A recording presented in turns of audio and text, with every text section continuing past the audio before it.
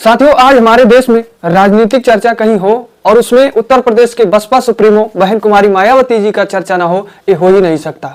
क्योंकि बसपा बहन कुमारी मायावती जी का राजनीति और बहन कुमारी मायावती जी जब प्रदेश की सत्ता में थी, यानी कि मुख्यमंत्री थी, तो उनका कार्यकाल भी और पार्टियों से अलग था। इसलिए आज बहन कुमारी मायावती जी का अगर कहीं राजनीतिक चर्चा हो रही है तो उनका पहले पर नाम लोग रखते हैं कि बहन कुमारी मायावती जी का जिस तरह से कार्यकाल था वैसे कार्यकाल किसी भी राजनीतिक पार्टियों का नहीं है। जो बहन कुमारी मायावती जी उत्तर प्रदेश में 4 बार मुख्यमंत्री की कुर्सी पर बैठी थी, वह बहन कुमारी मायावती जी का शासनकाल के जैसे शासनकाल आज नहीं कोई चला रहा है। बात करते हैं साथियों, आज लोग कहते हैं कि बसपा के पास दलित के बाद सबसे ज्यादा वोटर मुस्लिम है। मुस्लिम रहेगा क्यों नहीं बसपा के साथ? मुस्लिम का बसपा के साथ जाना बहुत बड़ा कारण है और मुस्लिमों के हित के लिए बहन कुमारी मायावती जी ने बहुत बड़ा काम किया था। आप बहन कुमारी मायावती जी के शासनकाल 1995 की देख लीजिए। 1995 में बसपा ने मुस्लिमों के हित के लिए बहुत बड़ा काम किया था। क्या काम किया था मैं आपको अपने वीडियो में पॉइंट टू पॉइंट बताऊंगा, आप वीडियो के लास्ट तक बने रहिएगा। आखिर में मुस्लिम समाज मायावती जी की तरफ क्यों रहती है? कांग्रेस के पास, जो कांग्रेस देश की सत्ता पे बैठी थी कई बार, उसके पास मुस्लिम तो हैं, लेकिन उसके बाद उत्तर प्रदेश की बसपा के पास भी मुस्लिम आबादी अच्छी खासी है। हर चुनाव में वहां भी देखा गया कि मुस्लिम बढ़ चढ़ के बसपा को वोट दिए हैं जहां मुस्लिमों की संख्या ज्यादा है। साथियों, मेन पॉइंट की बात करता हूं कि आज राजनीतिक पार्टियां जो है जात के आधार पर टिकट देती हैं प्रत्याशियों के कि इस जात में हम अगर कुर्मी को दे देंगे तो यहाँ कुर्मी की आबादी ज्यादा है तो हमारा कुर्मी प्रत्याशी जीत जाएगा। यहाँ पर मुस्लिमों की आबादी ज्यादा है तो यहाँ मुस्लिम को हम दे देंगे तो मुस्लिम जीत जाएगा। यहाँ यादव की आबादी है, हम यहाँ यादव को देंगे तो यादव जीत जाएगा। इस प्रकार से अगर दलित संख्यक है तो वहां दलित प्रत्याशी को उतारा जाता है ताकि वहां से दलित प्रत्याशी दलितों का वोट लेकर के जीत जाए। साथियों, इस प्रकार से आज राजनीति होती है, लेकिन पहले राजनीति इस तरह से नहीं होती थी। पहले राजनीति होती थी कि लोग जो है काम को देखते थे और प्रत्याशी को देखते थे कि हमारे क्षेत्र में प्रत्याशी आता है कि नहीं, क्या यह हमारे क्षेत्र का ही प्रत्याशी है, ऐसा तो नहीं दिल्ली का है और आकर के जो है यहाँ पार्टी से लड़ रहा है चुनाव। ऐसा नहीं, पहले ये देखा जाता था, इन सभी पॉइंटों को देखा जाता था, तब वोट किया जाता। लेकिन आज कोई अगर चर्चित चेहरा है, अगर वह दिल्ली का है और यहां से भारतीय जनता पार्टी, समाजवादी, कांग्रेस से उतर करके लड़ रहा है, तब भी लोग उसको वोट दे रहे हैं। अब बात करते हैं मुस्लिम के। साथियों, 1995 में पहली बार 3 जून 1995 में पहली बार जब बसपा सुप्रीमो बहन कुमारी मायावती जी मुख्यमंत्री बनी थी, उसके जस्ट 12 अगस्त 1995 में मुस्लिमों के लिए यानी अल्पसंख्यकों के लिए एक अल्पसंख्यक कल्याण विभाग की स्थापना की थी। बहन कुमारी मायावती जी मुस्लिमों के हित को देखते हुए, ईसाइयों को, बौद्ध को, इन सभी के हितों को देखते हुए, खासकर मुस्लिमों के हितों को देखते हुए अल्पसंख्यक कल्याण विभाग की स्थापना की थी 12 अगस्त 1995। 3 जून को मुख्यमंत्री बनी थी। 2 ही महीना नहीं बीता कि एक अलग समाज के लिए, एक विशेष समाज के लिए हित की बात करके उनके लिए अल्पसंख्यक कल्याण विभाग की स्थापना की। जब अल्पसंख्यक कल्याण विभाग नहीं था तो उससे पहले ये अल्पसंख्यक के जो लोग थे उनको भारी मुश्किलों का सामना करना पड़ता था। इनके कामों को अलग अलग विभागों के द्वारा किया जाता था। लेकिन बहन कुमारी मायावती जी तमाम बैठक की, तमाम लोगों जमीनी स्तर पे जीरो नीतियों पर उतर करके जो है काम करना शुरू की, जानकारी इकट्ठा करने की शुरू की कि ये समुदाय के लोगों को भारी नुकसान करना पड़ता था।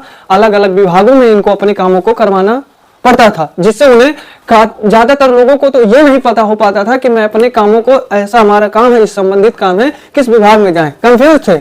लेकिन बहन कुमारी मायावती जी यानी कि बसपा ने 12 अगस्त 1995 में कायम कर दिया, वो चीज कर दिया कि अब अल्पसंख्यकों को कहीं दूसरी तरफ अन्य विभागों में नहीं भागना पड़ेगा। एक जगह उनको काम करवाना है तो अपने विभाग अल्पसंख्यक कल्याण विभाग में जाकर काम करवाएं।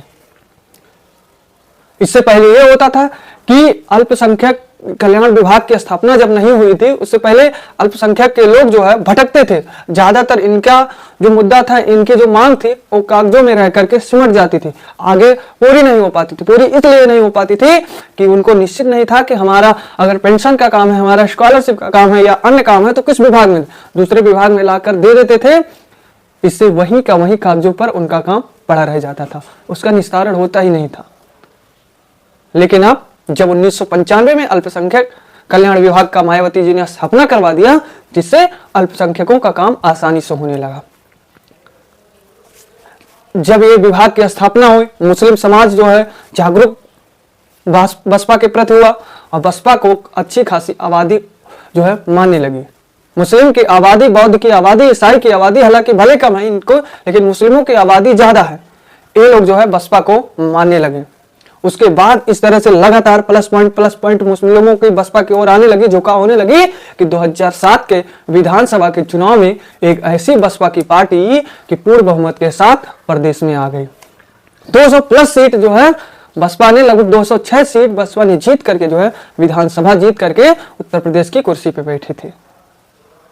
बहुजन समाज एकत्रित हो गया था, एकजुट हो गया था कि बाबा साहब के विचारों पे चलने वाली पार्टी हमारे हितों की बात करेगी तो हम बसपा को मानेंगे। इस तरह से वोट हुआ कि इतिहास में एक ऐसी पार्टी जो पूर्ण बहुमत के साथ, बम्पर सीट के साथ प्रदेश की कुर्सी पे बैठी थी, बहन कुमारी मायावती जी।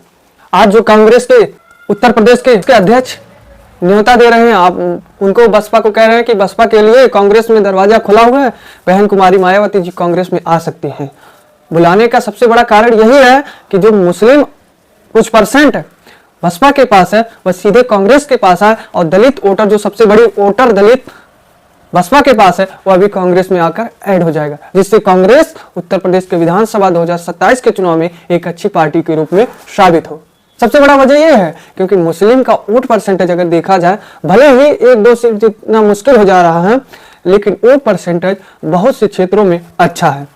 कांग्रेस को या फिर अन्य पार्टियों को यही लगता है कि हम बसपा को जब इस क्षेत्र में जो वोट परसेंटेज अच्छी है अगर शामिल कर देंगे तो इससे यहाँ का प्रत्याशी जीत जाएगा। ये मायावती जी को लगातार जो है आमंत्रित कर रहे हैं अपने पार्टी में। वही बात करते हैं बसपा के इस समय, तो बसपा में लगातार छोटी पार्टियां जो है विलय कर रही हैं अपनी पार्टियों को बसपा में। अभी हाल ही में उत्तर प्रदेश के प्रदेश अध्यक्ष, बसपा के प्रदेश अध्यक्ष विश्वनाथ पाल जी ने एक मीटिंग कर रहे थे। उस मीटिंग में प्रबुद्ध जनता पार्टी के अध्यक्ष प्रतीक मौर्य ने अपने पार्टी को बसपा में विलय कर दिया।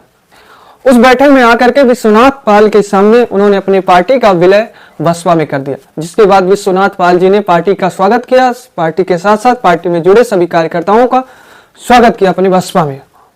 वही जो है इनके बाद जो है सपा, कांग्रेस, अन्य पार्टियों से जो जुड़े छोटे छोटे कार्यकर्ता थे, सदस्य थे, जिला पंचायत सदस्य थे, इन सभी लोगों ने भारी संख्या में बसपा का दामन थामा है, जिसको प्रदेश अध्यक्ष विश्वनाथ पाल ने अपने पार्टी में जो है उनका स्वागत किया और पार्टी की रणनीतियों को बताया और आगे किस तरह से 27 के विधानसभा में हम सभी मिलकर जीतेंगे, किस तरह से काम करना है, लोगों के बीच में किस तरह से जाना है, रैलियां कहां कौन निकालेगा, किस क्षेत्र में कौन से सदस्य जाएंगे, कौन जाएगा, जिससे वहां के लोग उनको माने और 27 के विधानसभा में बसपा को वोट करें। तो साथियों, यह थी आज की हमारी रिपोर्ट। इस पर आप क्या कहेंगे कमेंट में जरूर बताएं। और हाँ, बसपा का जिस तरह से 2027 में जीतने के लिए रणनीतियां है, इस पर भी आप क्या कहेंगे, और लगातार जो अन्य छोटे छोटे कार्यकर्ता सदस्य अन्य पार्टी को छोड़ करके बसपा में शामिल हो रहे हैं, इस पर भी आप क्या कहेंगे कमेंट में जरूर बताएं। तो दीजिए ब्रिजेश गुप्ता को इजाजत, मिलते हैं नई मुलाकात नई वीडियो के साथ। धन्यवाद।